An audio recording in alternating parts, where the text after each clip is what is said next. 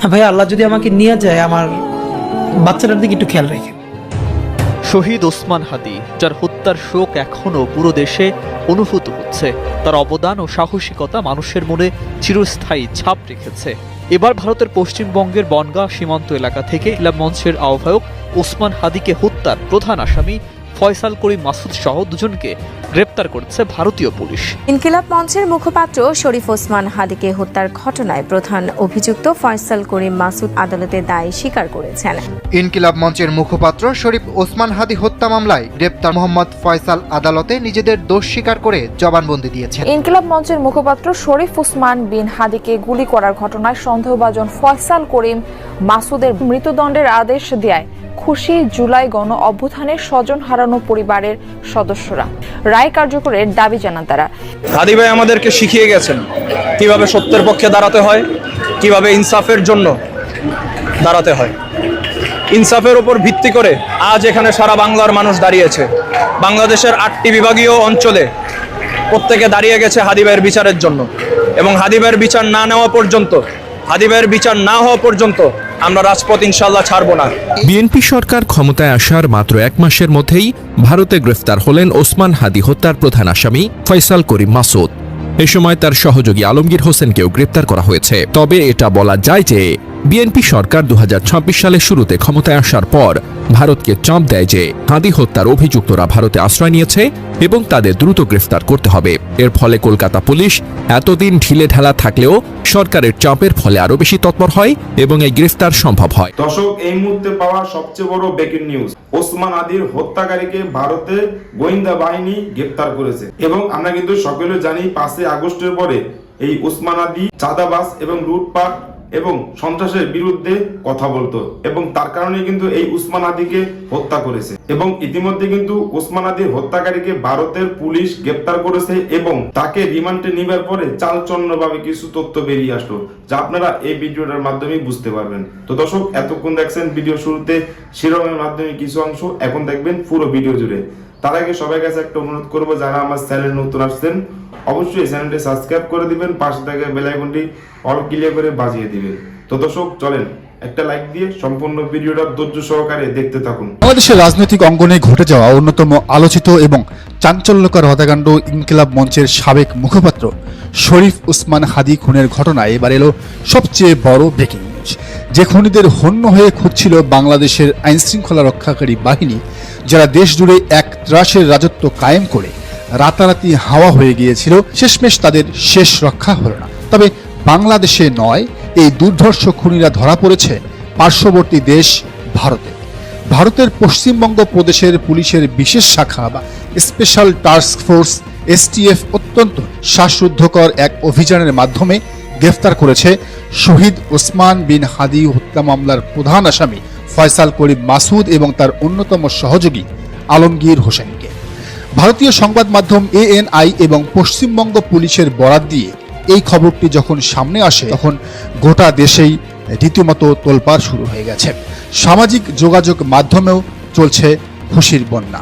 আজ আমরা আপনাদের জানাবো কিভাবে এই খুনিরা দেশ থেকে পালিয়েছিল, কিভাবে তারা ভারতের বিভিন্ন জায়গায় আত্মগোপন করেছিল এবং ঠিক কী উদ্দেশ্যে তারা পুনরায় বাংলাদেশে প্রবেশের ছক কষছিল।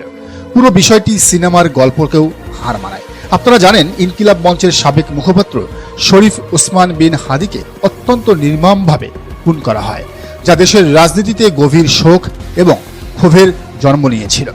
এই হত্যাকাণ্ডের পর থেকেই প্রধান আসামি পটুয়াখালীর বাসিন্দা 37 বছর বয়সী রাহুল ওরফে ফয়সাল করিম মাসুদ এবং ঢাকার বাসিন্দা 34 বছর বয়সী আলমগীর হোসেন নিখোঁজ ছিল। দুজনেই ছিলেন ছাত্রলীগের সাবেক নেতা। তখন বাংলাদেশ পুলিশের চোখে ধুলো দিয়ে তারা সীমান্ত পাড়ি দেয়। পশ্চিমবঙ্গ পুলিশের STF এর দেওয়া প্রেস বিজ্ঞপ্তি থেকে জানা যায়, খুনের পর এই অপরাধীরা অত্যন্ত সুকৌশলে মেঘালয় সীমান্ত ব্যবহার করে অবৈধভাবে ভারতে প্রবেশ করেছিল। মেঘালয়ের পাহাড়ি এবং দুর্গম এলাকা ব্যবহার করে তারা মতো আইনশৃঙ্খলা রক্ষাকারী বাহিনীর নজরদারি এড়াতে সক্ষম হয়। ভারতে প্রবেশের পর তারা এক জায়গায় স্থির থাকেনি, এক জায়গায় থাকে। নিজেদের পরিচয় গোপন করে, আত্মগোপন করে, বারবার স্থান পরিবর্তন করে তারা ভারতের বিভিন্ন জায়গায় চলে গিয়েছিল। কিন্তু অপরাধী যতই চালাক হোক না কেন, আইনের হাত থেকে চিরকাল লুকিয়ে থাকা সম্ভব নয়।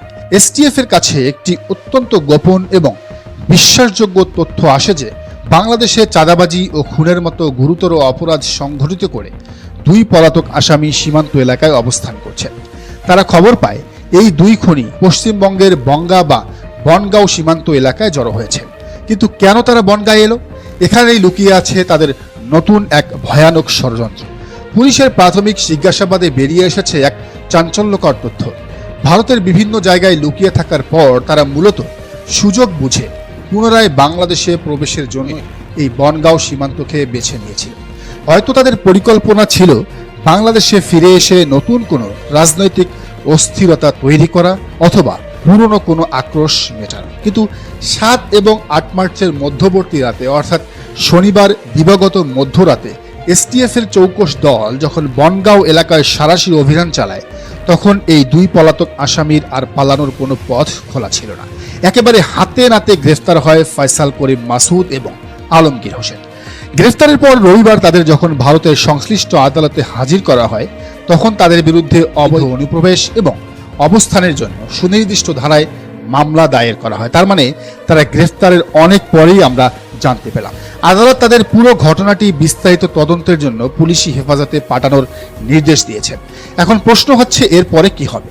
যেহেতু তারা বাংলাদেশের একটি হাই প্রোফাইল হত্যা মামলার সাথে জড়িত, তাই তাদের দেশে ফিরিয়ে আনার প্রক্রিয়াটি এখন সবচেয়ে বেশি গুরুত্ব পাবে। বিএনপি সরকারের এখন প্রধান দায়িত্ব এই কাজটি করা।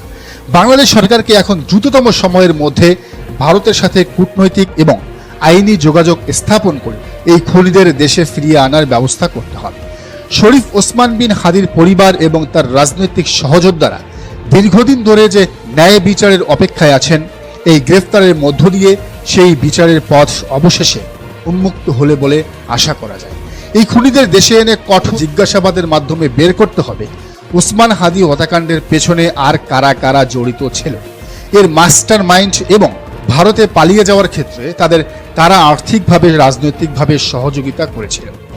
রাজনীতির মাঠে মতাদর্শগত পার্থক্য থাকতে পারে, কিন্তু দিনের পর দিন চাঁদাবাজি এবং গুপ্তহত্যার মতো জঘন্য অপরাধ করে পার পেয়ে যাওয়ার যে সংস্কৃতি, তা এই নতুন বাংলাদেশে আর চলতে দেওয়া যাবে না।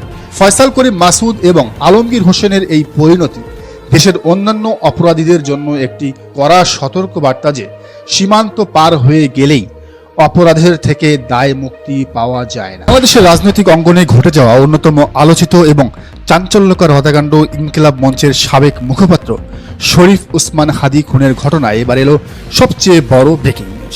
যে খুনিদের হন্য হয়ে খুঁজছিল বাংলাদেশের আইনশৃঙ্খলা রক্ষাকারী বাহিনী, যারা দেশ জুড়ে এক ত্রাসের রাজত্ব কায়েম করে রাতারাতি হাওয়া হয়ে গিয়েছিল, শেষমেশ তাদের শেষ রক্ষা হলো না। তবে বাংলাদেশে নয়, এই দুর্ধর্ষ খুনিরা ধরা পড়েছে পার্শ্ববর্তী দেশ ভারতে।